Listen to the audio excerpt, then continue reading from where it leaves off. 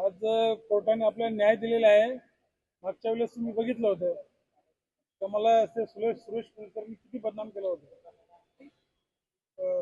3 सुट्ट्या होत्या, 2-3, आणि सुट्ट्यामध्ये त्यांनी काही खाली स्टे घेतली होती, काय नगरपालिकेत जायचं नाही, हजर होईपर्यंत कोर्टात अशी स्टे होती। आणि त्यांनी काय केलं, मीडिया समोर त्याचा नगर शपथ रद्द झाला। एवढी बदनामी मिळाली की हिशोबाच्या बाहेर। अक्षरशः 1000-2000 लोकांचे फोन मला अटेंड करावे लागले। बाबा काही झालं नाही, आम्ही कोर्टात गेलो नाही, कोर्टात गेला आमची बाजू मांडणार आम्ही। तर प्रथम त्याचा मुलगा सुरेश कुलकर्णी याचा महेश कुलकर्णी हायकोर्टामध्ये गेला होता माझ्या विरोधात। तिथून त्याला फटकारला। लगेच त्यांनी बेलापूरच्या कोर्टामध्ये केस टाकली माझ्यावर। केस म्हणजे दुसऱ्याला पुढे करून, हा मेन तो सूत्रधार सुरेश कुलकर्णीच आहे।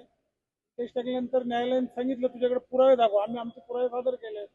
त्याच्याकडे काही पुरावेच नव्हते। खोटा झेरॉक्स पेपर आणला होता आणि एक झेरॉक्सच्या आधारावर खोटा दाखला बनवलेला होता, आणि त्या दाखल्यावर शिक्का होता, सही नव्हती वार्ड ऑफिसरची। ज्यावेळी आम्ही ग्रामपंचायतला मी पत्र दिलं, बाबा हे झेरॉक्स पेपर तुमच्याकडे कुठून आले, त्यांनी सांगितलं आवक जावकला आमच्याकडे नोंदत नाही, ते कुठून आलं आम्हाला सुद्धा माहीत नाही। यांनी ते कोऑर्डिनेट करून झेरॉक्स पेपर खोटी दाखला जोडून आणि कोर्टामध्ये खोटी केस दाखल केली होती। आज कोर्टाला आम्ही सर्व पुरावे सादर केले आणि कोर्टाने आमचा निर्णय ऐकला आणि निर्णय घेतला। त्यांचा अर्थ त्यांनी पेटाळला आणि आम्हाला न्याय दिला कोर्टाने। सत्तेची बाजू, सत्तेचा विजय झालेला आहे। आणि मागे कुलकर्णी सांगितलं होतं का याचा महिन्याचा खर्च मी एका दिवसात उडवतो, तसंच काहीतरी बोलला तुमच्या समोर पत्रकार होतो तुम्ही। याचा ITR बघा तुम्ही, हा इन्कम टॅक्स किती भरतो आणि मी किती इन्कम टॅक्स भरतो। त्याचं 3.5 लाख काहीतरी वर्षाला दाखवत होतो त्या पेपरमध्ये, आणि माझं 70 लाख आहे वर्षाचा। आणि ITR मध्ये त्यांनी किती 21 कोटी दाखवल्यात, आमचं 29 कोटी आहेत। म्हणजे याच्या परत मी पुढेच आहे सगळ्या गोष्टी। आणि हा बदनामी करतो कारण नसताना। नवी सर्व नगरसेवकांना माझी विनंती आहे, विनाकारण कोणाला त्रास देऊ नका। नक्कीच चुकीचं असेल त्याच्यावर नक्कीच दावे दाखल करा, केस दाखल करा, त्याला त्रास द्या, विनाकारण कोणाला त्रास देऊच नका। आणि माणसाला आता धगधगीच्या जीवनामध्ये मानसिक त्रास होतो, विनाकारण कोर्टाच्या चक्रात फेऱ्या मारायला लागतात। त्यासाठी विनंती आहे मला पत्रकार लोकांना सुद्धा, जे सत्य असेल ते लोकांसमोर आणा, आणि जो खोटा असेल ना त्याला तुम्ही सांगा किती कसा खोटा आहे आणि कसा बदनाम करतो कारण नसताना। आता किती दिवस झाले, 2-3 महिन्यात क्लिअर झाला ना मुद्दा। कोर्टाची केस काय लगेच क्लिअर होत नाही। त्याच्याकडे एव्हिडन्स नव्हतं, काही खोटी केस दाखल केली, झेरॉक्स पेपरवर लढत होता, मुद्दे काहीच नव्हते, खाली बदनाम, नगर शपथ रद्द केला। अरे असं कुठं आम्ही अपक्ष नगरसेवक निवडून आलेलं आहे।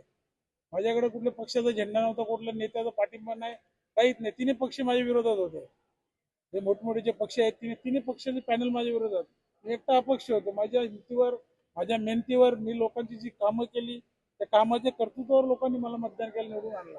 आणि ह्या लोकांनी एवढं जल नसावं पाहिजे होतं। मी सेनेचं काम केलं, 15 वर्ष शिवसेनेचं काम केलं होतं, मला तिकीट न दिल्यामुळे मी अपक्ष लढलो। आणि हेच लोक माझ्यावर केशी खोट्या दाखल करतात, चुकीचं आहे। बालासाहेबांनी शिकवण दिलेलं नाही शिवसैनिकाला, तो चुकीचा फंडा घेतलाय आणि सुरेश कुलकर्णी असं करायला नाही पाहिजे होतं। मात्र जाणीवपूर्वक त्रास एवढंच नाही, काहीच नाही। मुलाला हरवला, त्याच्या 1750 मतांनी हरवला, मी विजयी झालो। ते मुले राग मनात धरून नको ते उपद्रव करत होता, प्रकरण होतं काय, तिसरं अपत्य चुकीचं आहे म्हणून माझं तारखेच्या माझ्या हात होतं। तो तिसरं अपत्य कोर्टाने मंजूर केलं, माझ्याकडे पेपर होतं आणि सर्व म्हणजे रितसर होतं। 2 वेळा आम्ही सरपंच होतो, 2 टर्म, आणि आता नगरसेवक आहे मी, अपक्ष तो पण। आणि असं कोण जर चुकीचं असेल तर कोण निवडणूक लढू शकत नाही, म्हणजे पुढे जाऊन त्रास होणार असेल तर। त्या संदर्भात कोर्टाने आता आम्हाला निर्णय दिला आमच्या बाजून, त्याचा अर्थच फेटाळला, रिजेक्ट केला त्याला। बघू आता मी वकिलांचा सल्ला घेऊन काय करता येईल ते बघू।